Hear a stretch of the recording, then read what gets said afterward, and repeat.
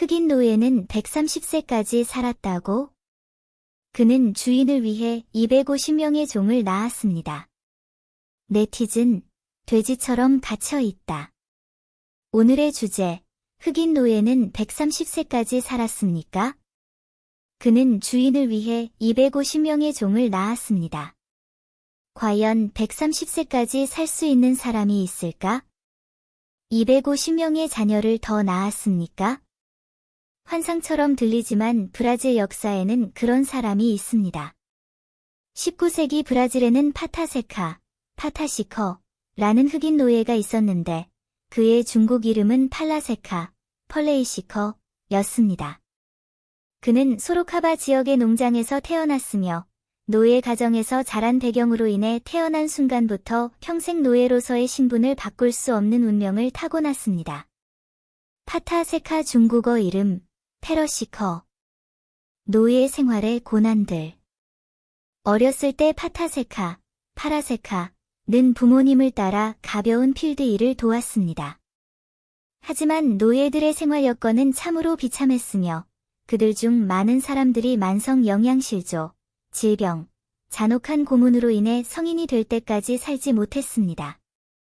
다행히 파타세카는 건강이 양호하며 무사히 자랐을 뿐만 아니라 키가 2m가 넘는 키와 건장한 체격을 가지고 있습니다.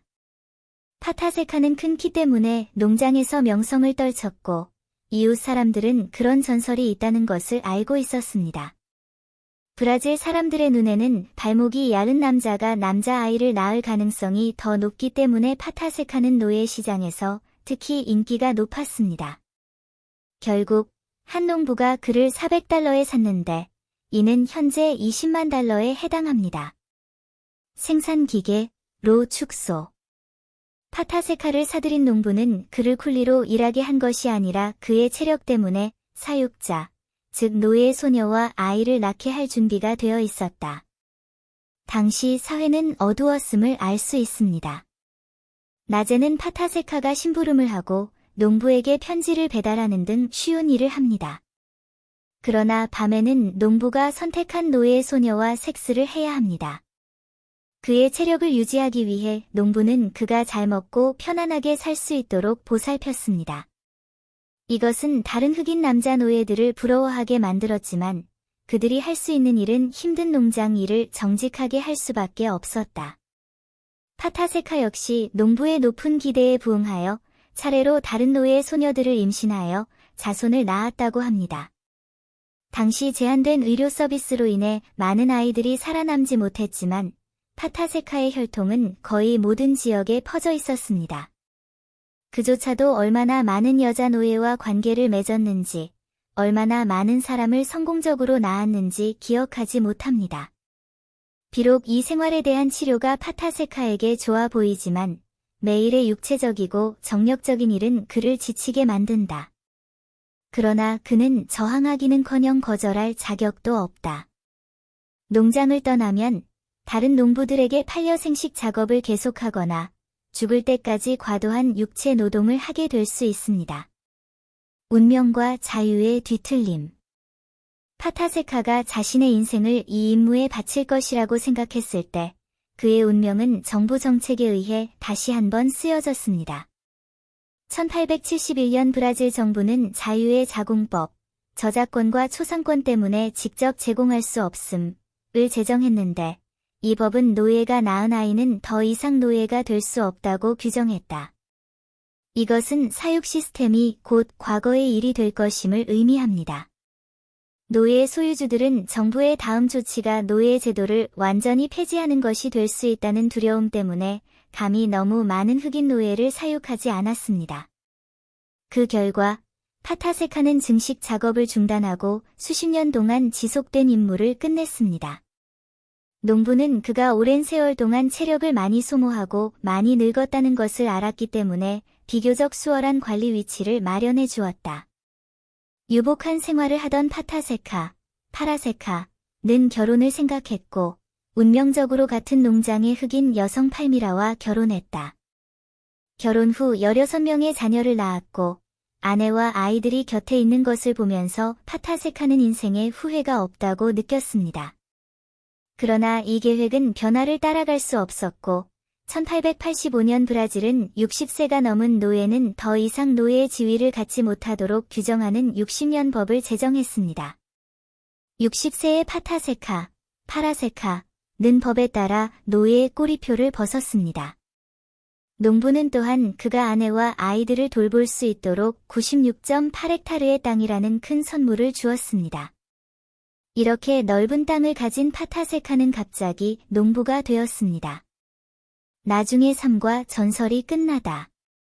불행히도 평생을 사람들에게 복종해온 파타세카와 그의 아내는 땅을 관리할 능력이 부족합니다. 가업은 잘 활용되지 못했고 그 땅은 이웃들에 의해 조금씩 잠식되었다. 비록 이것이 그에게 강한 불만을 불러일으켰지만 투쟁의 결과는 땅을 잃은 상황을 바꿀 수 없었다. 마지막으로 작은 땅을 가진 파타세카는 가족의 식량을 부양하기 위해 농작물을 재배하고 생존을 위해 농산물과 수공예품을 팔아야 했습니다. 가족을 부양하는 것만으로도 충분하지만 그 가족은 미래에 대한 희망으로 가득 차 있습니다. 하지만 어느 평범한 아침, 파타세카가 일하다가 실수로 못을 밟아 파상풍을 일으켰습니다. 뜻밖에도 이 작은 문제가 그를 죽이고 말았다. 1958년, 파타세카의 병세가 급격히 악화되어 생을 마감했습니다. 계산에 따르면 그는 130세까지 살았지만 이 정보는 그다지 신뢰할 수 없습니다.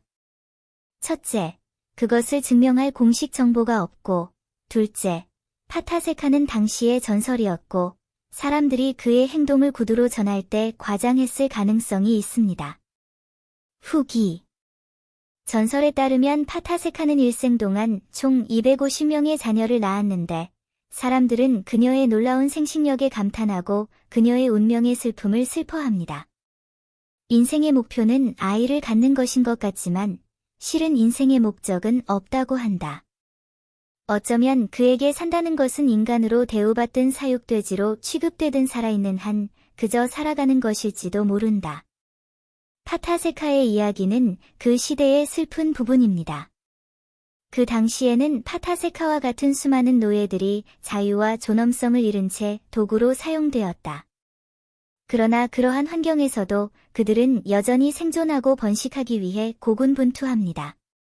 파타세카, 파타시커는 전형적인 작품 중 하나일 뿐이지만 그의 이야기는 그 시대 사람들의 고통과 회복력을 보여줍니다.